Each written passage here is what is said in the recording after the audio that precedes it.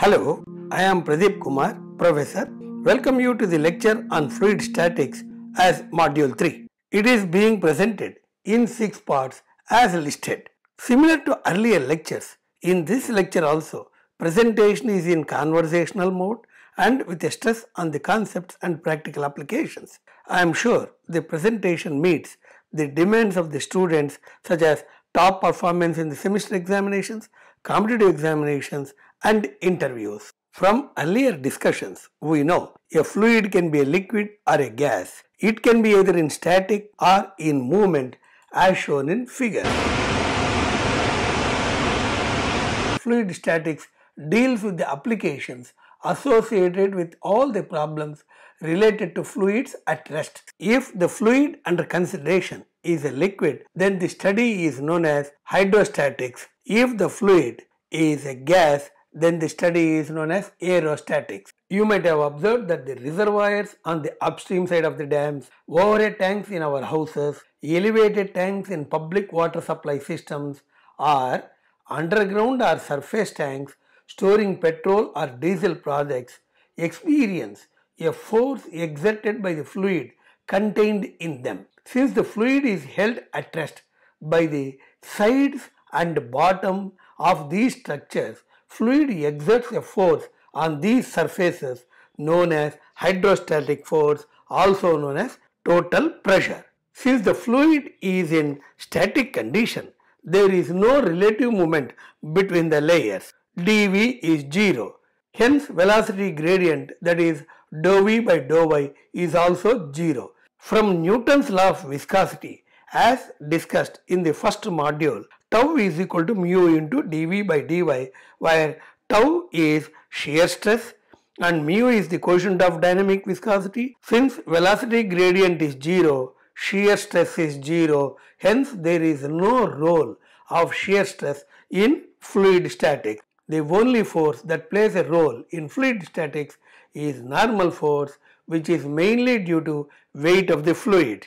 Hence, gravitational force and its acceleration are the important factors influencing the study of fluid statics. Study of fluid statics is necessary in different situations, that is, forces acting on floating or submerged objects, forces developed by the devices like hydraulic press, hydraulic jacks, stability of hydraulic structures such as dams and weirs, etc., stability of fluid storage tanks. In general, hydrostatic force is a destabilizing or a destructive force. Its study is important in deciding the stability, safety and functional efficiency of the proposed structure.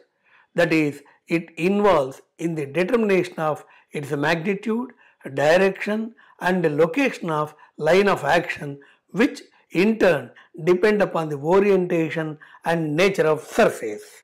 As shown below, a surface can be oriented either in horizontal, vertical or inclined direction. The surface can be a plane or curved surface. The point through which the total pressure or hydrostatic force acts is known as center of pressure, and usually its location is expressed with respect to free surface. Another important aspect needed to understand the concept of hydrostatics clearly is hydrostatic paradox, a confusingly misleading concept appearing to be founded on a good reason.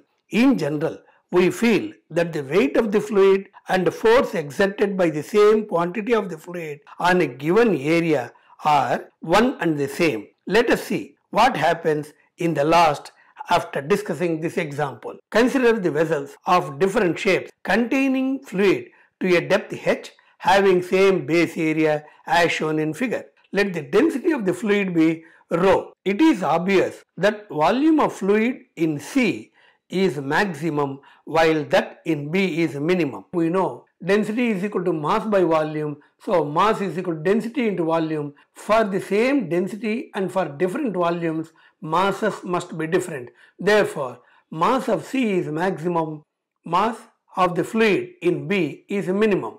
Further, weight is the product of mass and acceleration due to gravity. So, on similar lines, the weight of the liquid in the container C is maximum and that in B is minimum. for the same base area, stress exerted by the fluid on the C should be maximum and in B it is minimum. PC is greater than PA is greater than PB, which is certainly wrong. Let us see why it is so. We know from the discussion we had in second module, that is on pressure and its measurement, that pressure at a point depends upon density, depth of the fluid and acceleration due to gravity at that place. P is equal to rho GH.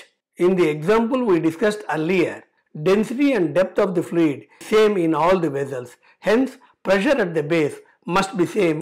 As the base area of all the three figures is same, the force exerted by the fluid on the base is same. That is, force is same in all the cases, but weights are different. This is called hydrostatic paradox. Let us discuss hydrostatical aspects of a fluid kept in rest by a horizontal surface. As shown in figure, consider a vessel whose base is treated as horizontal surface containing a fluid at rest and of depth h. The force exerted on the horizontal surface is given by pressure into area, where pressure is equal to gamma h. Then the hydrostatic force on the surface is P is equal to gamma into A into h. This force acts vertically downwards through the center of gravity of the area because the depth of fluid over the area is same everywhere. Further, the center of pressure is at a depth of h from the free surface. Let us discuss multiple choice questions from the topic covered in this presentation. Why don't we feel atmospheric pressure pushing us?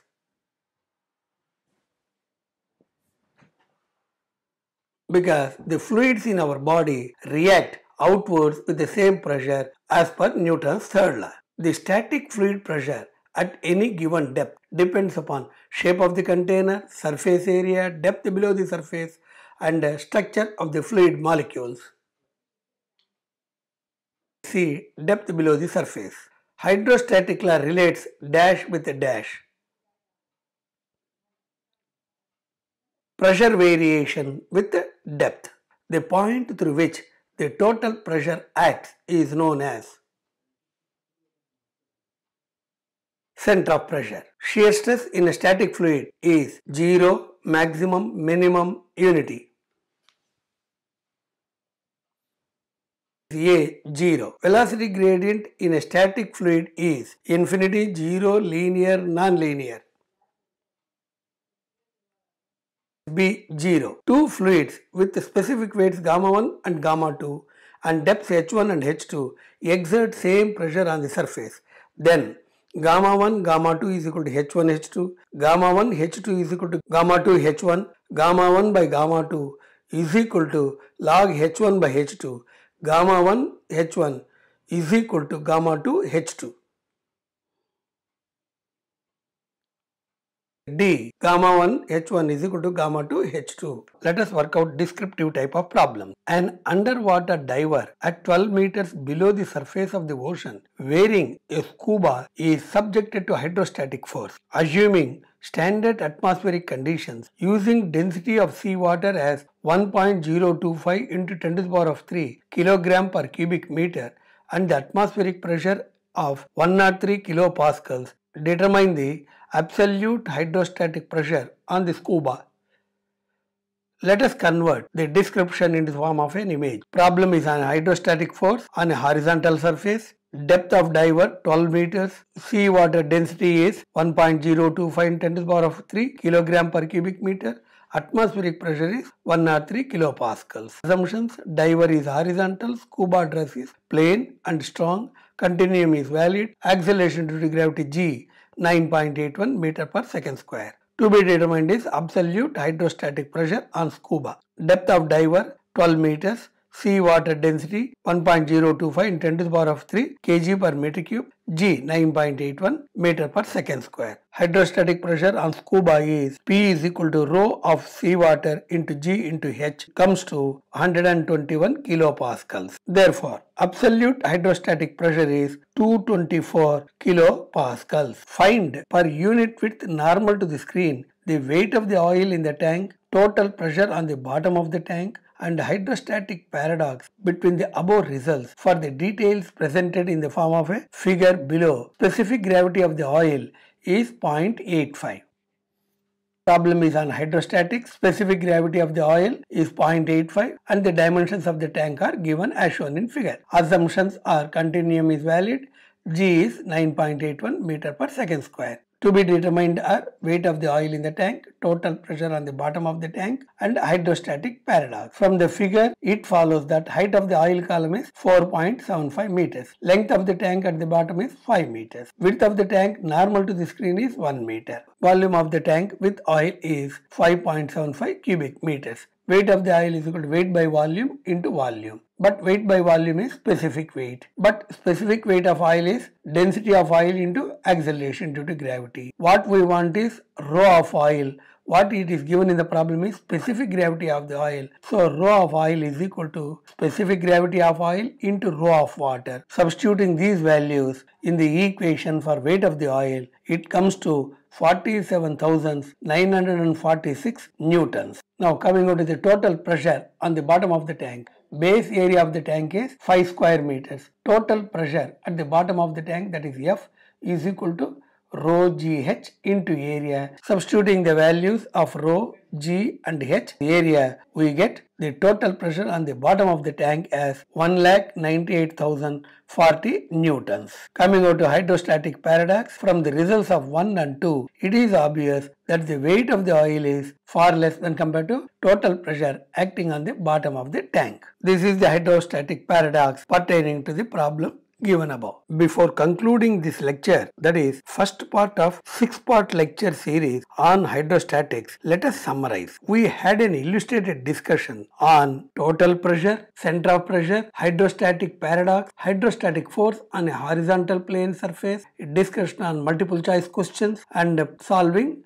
descriptive type of problems, in between intercepted by interview oriented questions and answers. Before signing off, I request you to leave your comments in the comment section to enhance communication between us. Like and share the video among your friends and concerned. Subscribe to my channel by clicking the bell icon, the best way of getting updated with the information on the latest videos pertaining to the other topics of fluid mechanics, hydraulics and hydrology in addition to career planning. Thank you very much and wish you an excellent future.